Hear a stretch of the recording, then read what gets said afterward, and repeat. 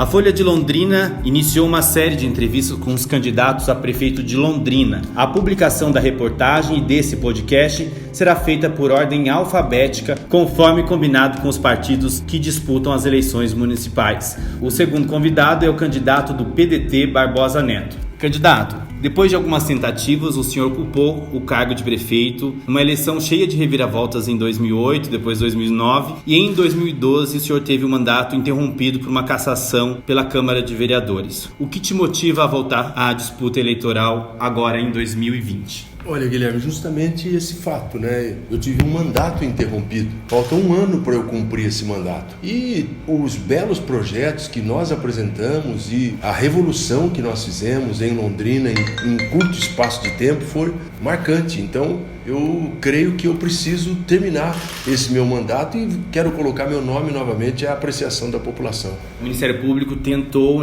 com ação, impugnar a sua candidatura por esses fatos, pela cassação por outros fatos. Como o senhor vê essa questão hoje na Justiça Eleitoral do registro da sua candidatura? Então, é um fato vencido porque eu fui inocentado, mas não fui inocentado simplesmente pelo Tribunal de Justiça. Foram 35-0. Na Câmara foram votos dos vereadores, foi uma cassação política, porque o caso que motivou a minha saída da prefeitura, isso eu fui inocentado até pela Justiça Trabalhista. Então, não há erro da minha parte. Eu não fui preso, eu não fui afastado do cargo, só fui tirado por uma junção de PT, de PSDB, de PP, de PTB, porque eu tinha uma ascensão e eu, por não ser de PT, não ser de família Bellinati, não ser da elite de Londrina, eu furei. O único que furou realmente esse bloqueio e conseguiu ser prefeito fui eu, jornalista, radialista, família pobre, que consegui vencer a eleição. E quando a gente estava no auge, vieram as forças, falaram, vamos parar esse cara aí porque pode representar perigo para a gente no futuro. É assim que funciona a política. Você é um repórter jornalista experiente na área da política e sabe do que eu estou falando. O senhor fala que foi inocentado na justiça e realmente foi, nesse caso da Centronic, que foi o motivo da comissão processante na Câmara, mas o Ministério Público fez denúncias em relação a CMTU, contratos na saúde, na educação. O seu secretário à época de gestão pública chegou a ser preso. Esses fatos nenhum ocorreram? Fraudes em licitações, algumas irregularidades? Olha, irregularidades pode até ter. Qual é o prefeito, o gestor que não tem isso? A velocidade e também o volume de ações da nossa parte eram muito grandes e provavelmente houve erros, mas nenhum deles teve a minha participação e não houve um desvio de dinheiro. Esses erros formais que até existiram foi por questão de rubrica orçamentária ou mesmo até, por exemplo, o caso dos uniformes. Eu queria o uniforme de inverno na época do frio, como queria o uniforme do verão na época do calor. E essa vontade de fazer as coisas, a questão do concurso da Guarda também. A Guarda Municipal é um sucesso até hoje, e um erro formal por eu ter ido no dia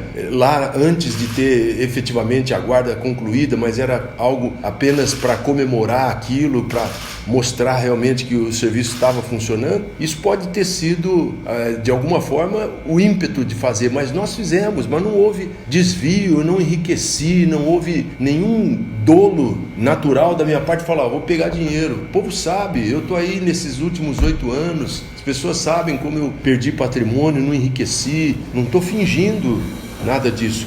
Londrina me conhece, tanto é a minha baixa rejeição, Guilherme.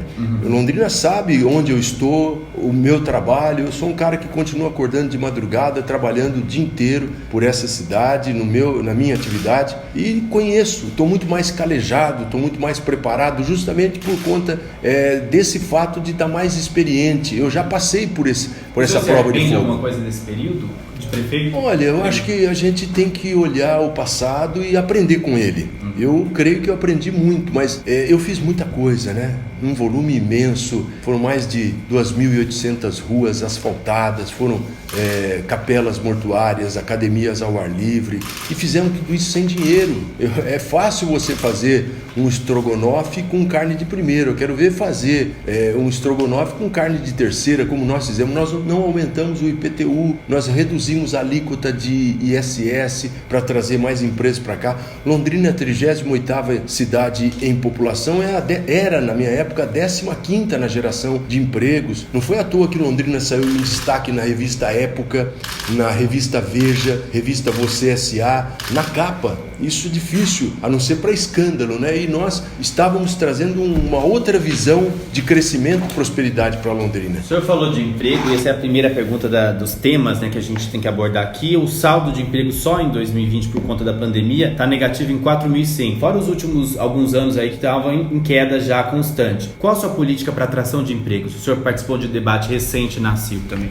Olha, facilitar a vida do empresário, seja ele pequeno, médio ou grande, para que ele possa ter prosperidade e com isso os seus funcionários também. Nós tínhamos na época a casa do contabilista dentro da prefeitura, no primeiro andar, ali se resolvia tudo. Nós somos recordistas no MEI, do microempreendedor individual. Na época, Londrina saiu entre as 10 cidades do Brasil que mais geraram empregos pelo MEI, mas nós atraímos várias outras indústrias. Eu fui premiado pelo Sebrae como prefeito empreendedor, fui homenageado pelo arranjo produtivo local na área de tecnologia da informação.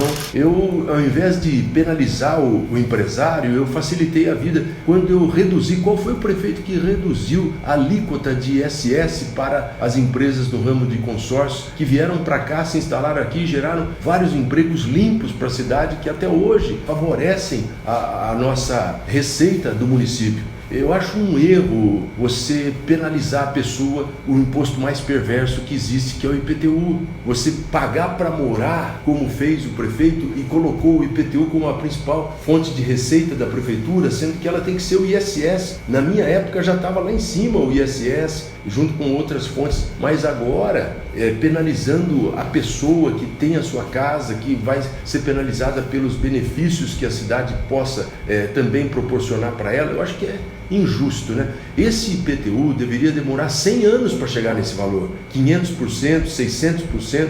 Foi algo realmente, uma pancada muito forte contra o povo londrinense. Como melhorar o PIB de Londrina em comparação com cidades como Maringá, Cascavel, Ponta Grossa, de menor porte? Londrina fica bem atrás. Você precisa de articulação, você depende do governo do estado. Eu várias vezes tentei com o governo do estado e muita coisa nós conseguimos. Se a gente pegar a Atos, uma empresa de base tecnológica, ela chegou na minha administração gerando 400 empregos. Nós competimos com Curitiba e com Campinas e nós ganhamos a Atos para Londrina, que está aí até hoje. A própria Tata, eu fiquei uma semana na Índia negociando a empresa daqui, vai gerar 4.000 empregos, já está gerando 1.000 empregos. Né? O senhor acha que funciona essa política ainda de doação de terreno? Porque teve empresa como aquela de couro que o senhor trouxe e não se instalou na cidade. Existem essas lacunas também. A coroada não fui eu que trouxe, foi o Nedson. Já estava no processo. Eu trouxe uma outra empresa ao lado, que era uma empresa multinacional que veio de Fortaleza para cá, que pegava as aparas do couro da coroada. Mas um erro deles lá e eles acabaram indo embora. Mas eu concordo com você, essa questão de doação de terrenos, ela não pode mais. Eu não faria isso novamente, a não ser concessão de terreno enquanto a pessoa estiver usufruindo daquilo sem a doação definitiva do terreno. Bom, vamos falar de outros gargalos aqui da cidade, porque desde 2017 se arrasta na Câmara de Londrina o debate do plano diretor participativo. Como o senhor tem acompanhado esse debate e quais mudanças o senhor faria ou manteria esse que está sendo discutido? Eu acho que faltou um empenho maior por parte da prefeitura e colocar isso como prioridade número 1. Na nossa época, eu fui o primeiro prefeito que teve que assumir a prefeitura com a obrigação do plano diretor pronto. Isso era uma determinação do governo federal, do Estatuto das Cidades, que começou na gestão anterior à minha e passou a valer. Nós fizemos diversas audiências públicas, mas, me perdoa, a sociedade precisava conhecer como isso funciona e não participam. Tem muito lobby sendo feito e com o beneplácito de vereadores inescrupulosos, inclusive, que mudam a seu bel prazer de acordo com o interesse, sabe-se lá por quais motivos, não é para mudar uma lei de zoneamento ou para impedir o crescimento da cidade para determinada região ou até para favorecer esse crescimento, ocupação do solo para determinado local em troca de benefícios. Eu acho que há uma especulação imobiliária também, e tem os vazios urbanos que os técnicos do IPU falam que tem que ser ocupados e não precisa mais expandir para a zona rural, zona sul, enfim. Há vazios urbanos que devem ser ocupados até para diminuir os custos de transporte e outros custos. Eu também acho, porque para você expandir a cidade para determinado local, vai sobrar depois para a própria prefeitura ter que pagar essa infraestrutura, que não é justo. Há que se ter uma política mais forte em relação ao IPTU progressivo para cima daqueles que não fazem efetivamente o seu papel, que ficam especulando em cima dessas áreas sem construção, que viram uma série de problemas como a dengue, os terrenos vazios. Tem vários espaços como esse que impedem o crescimento da cidade em diversas regiões, terrenos nobres, supervalorizados, que o proprietário fica aí em cima dele. Nós não podemos fazer, por exemplo, o prolongamento da Avenida Guilherme de Almeida, que está sendo feito somente agora e que começou no nosso governo, não foi feito no nosso tempo que nós gostaríamos. Tem um outro grande terreno na Avenida São Euquinde, entre o São Jorge e o Maria Celina, 2 terrenos ali que são especulações a olho nu, qualquer um percebe isso, e nós ficamos amarrados por falta de uma legislação. E os lobbies feitos pelos vereadores ou até mesmo por representantes dessa sociedade que muitas vezes estão lá por interesse próprio, por questões de imobiliária, por questão de proprietários de terrenos, isso precisa acabar. Por isso que eu disse que precisa ser mostrado para a imprensa, para que as pessoas também tenham conhecimento efetivo de quanto isso faz mal para a cidade. Candidato, eu queria saber do senhor sobre a questão da Previdência, porque foi feita uma mini reforma com o aumento da alíquota para os servidores públicos, mas ainda continua um déficit financeiro na Capesmel e ainda um déficit atuarial que vem aí ao longo dos anos. Como equilibrar essa balança da Capesmel? Essa foi a grande mentira contada pela atual administração, que prometeu aumentar o IPTU e com dinheiro fazer o aporte financeiro na Capesmel. Isso não foi feito. Precisa ser feita a reforma da Previdência Municipal. Também o prefeito não teve coragem de meter o dedo nessa área. Houve a reforma federal, a reforma estadual e agora o município tem que fazer a sua parte. Não adianta querer ficar esperando. Já foram feitas as reformas, era para ter sido feito isso antes. Os servidores da Capesmel estão com o fundo já no limite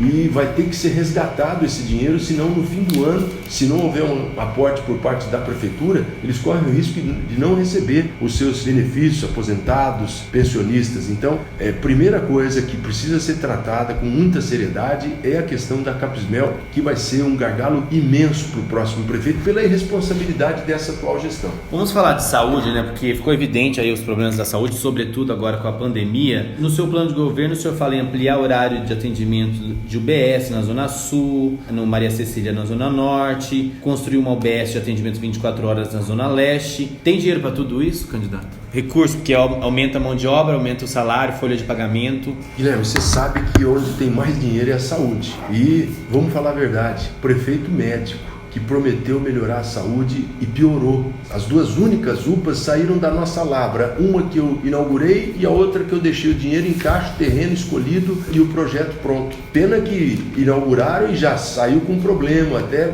de construção, né, uma patologia natural. Menos de um ano aquele prédio já estava condenado, nem ar-condicionado pode se instalar ali. Londrina precisa de pelo menos 4 UPAs. Ribiporã tem 2, Cambé tem 2, Londrina não tem, só tem 2 unidades de... Falta uma na Zona Leste. Uma na Zona Leste para desafogar o HU, outra na Zona Norte para desafogar o Hospital da Zona Norte e também na Zona Sul.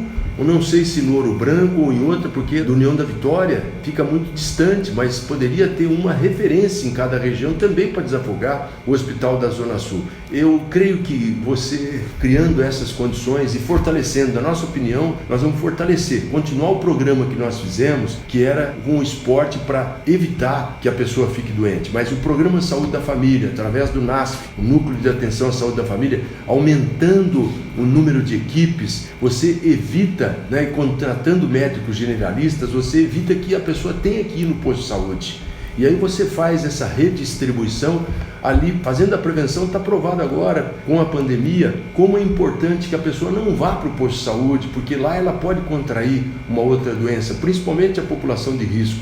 Então nós vamos fazer isso, já fizemos isso, temos um know-how importante, o pessoal da saúde adora o Barbosa Neto justamente por esse fato que nós fomos o que mais contratou na história de Londrina profissionais para a área da saúde, elevamos os salários de dentistas, de enfermeiras, de técnicos. Era uma injustiça que nós acabamos realmente corrigindo e isso nós vamos voltar a fazer na nossa administração. Candidato, na educação no seu último governo aqui, o senhor priorizou políticas como uniformes escolares, material escolar para as crianças da rede municipal. Essa continuará sendo sua prioridade na educação? A minha prioridade é algo que hoje é moderno, mas que quando eu comecei a falar isso, todo mundo achou que eu era louco. Eu sou autor da primeira lei de 2003 que cria no Brasil a escola de tempo integral. Essa é uma bandeira, um patrimônio do meu partido, o PDT, que nós levamos a cabo aqui na nossa administração. Nós colocamos 32 mil crianças com os uniformes, nós colocamos mais de 10 mil crianças no tempo integral, construímos dezenas de escolas, reformamos outras inclusive. Então essa atenção integral é o que é moderno hoje aqui no Brasil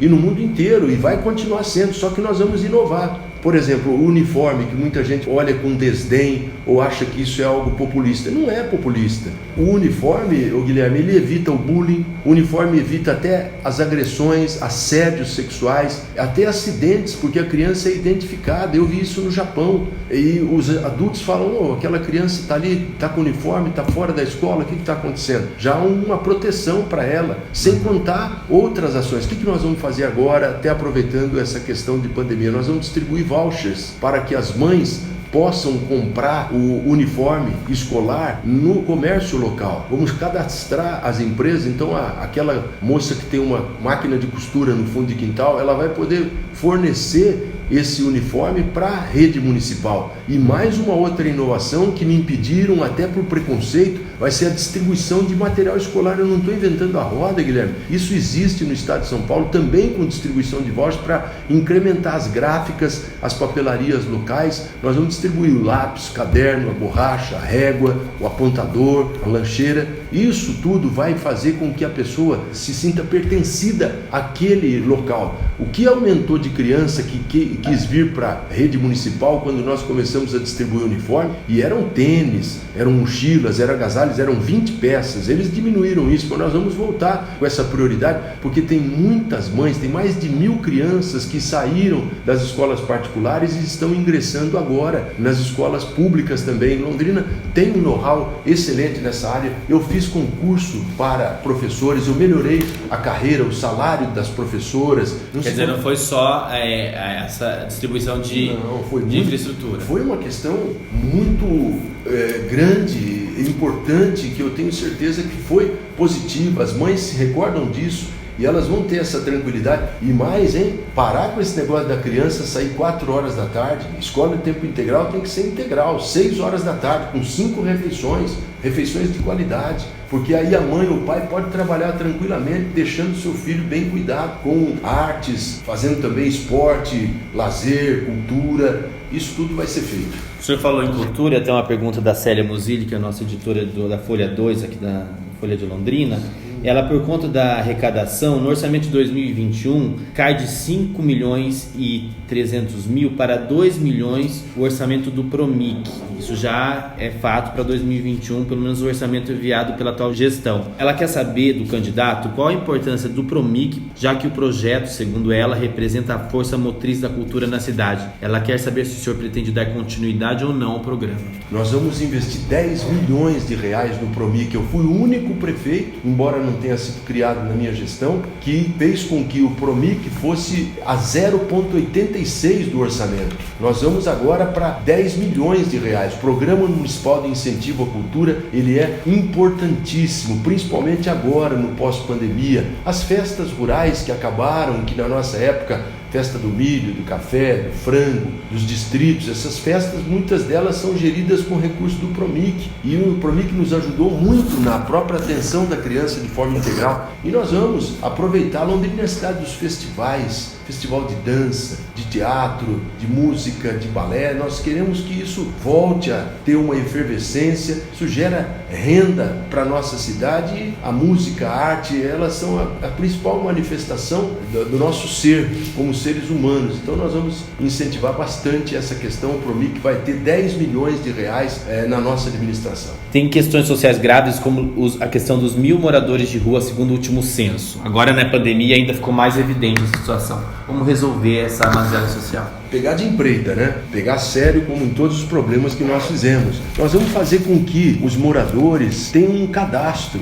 Esse Centro Pop, que foi uma obra da nossa administração, o consultório, precisam ser melhorados. Nós não podemos permitir que essa abordagem tenha sido feita dessa forma. Vamos fazer uma reeducação do próprio comportamento das pessoas. Agora, recentemente, um youtuber fez um levantamento que os moradores de rua que pedem nas esquinas chegam a ganhar 300, 400 reais num único dia. Isso é um incentivo. Londrina tem a fama de ser uma cidade solidária e vai chegando gente de tudo que é lado e não quer sair daqui. Esse acaba sendo um problema para todos nós. Não vamos expulsá-los daqui, vamos fazer tudo dentro de um respeito, mas vamos chamar o Ministério Público para a gente sentar e encontrar uma solução, como outras cidades já fazem esse tipo de abordagem e esse tipo de encaminhamento. Agora, não pode continuar do jeito que está. Eu lembro que nós, enquanto não saiu o Bacaninha das ruas, isso só foi no meu mandato que ele ficou fora das ruas, depois voltou. Todo mundo conhece o personagem ali da 10 de dezembro com a Tremembés, ele ficou ali, agora infelizmente faleceu, mas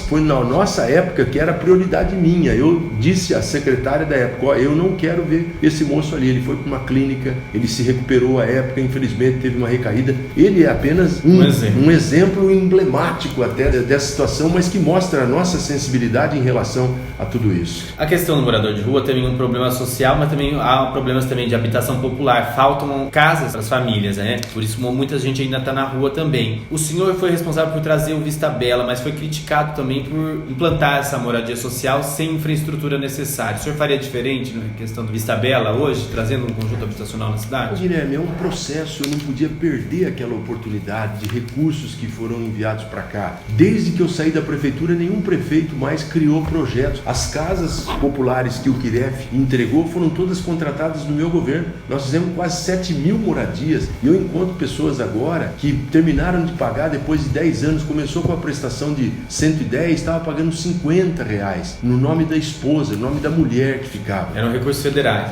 Recursos federais com articulação nossa.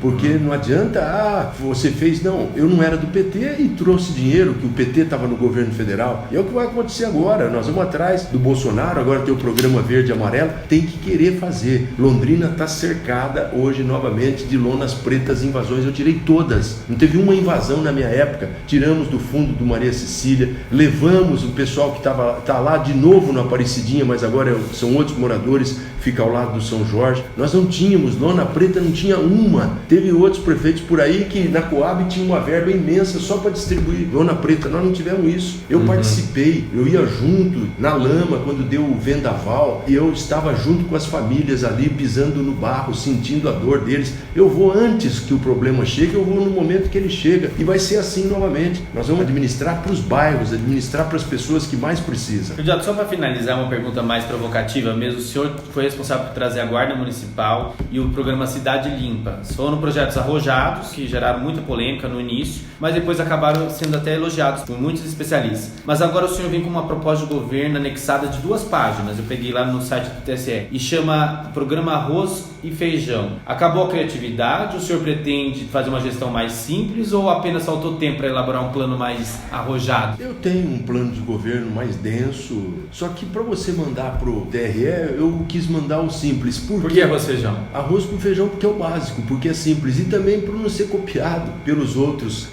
adversários. Foi assim que aconteceu. Você lança uma ideia, você dá uma entrevista, depois todo mundo corre atrás. Eu quero fazer o simples, porque o simples é mais econômico e é o mais eficaz. Aliás, falando nisso, nós vamos levar essa simplicidade para a gente ter alimentos da cesta básica sendo processados aqui. Chega de pegar o rótulo e ver que vem de Maringá, que vem de Campo Mourão e de outras cidades, né? Nós não temos mais uma arrozeira aqui aqui uma máquina que beneficia arroz em Londrina.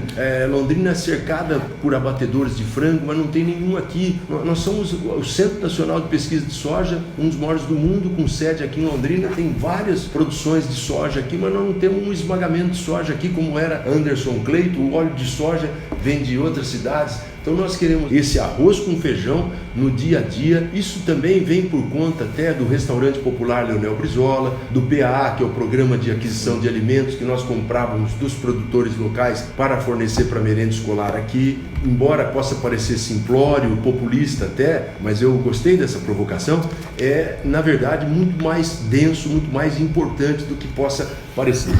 Tá certo, candidato, muito obrigado pela entrevista. Seus últimos 30 segundos para o nosso ouvinte do podcast. Obrigado, eu agradeço essa oportunidade, porque é uma forma da gente destrinchar vários temas e de poder realmente ser desnudados para ser compreendidos pela população. O papel do jornalismo é fundamental, principalmente nesse momento que nós estamos vivendo, e a credibilidade que tem a Folha de Londrina, a credibilidade que tem o Grupo Folha, isso é importante para a cidade, faz parte da nossa história.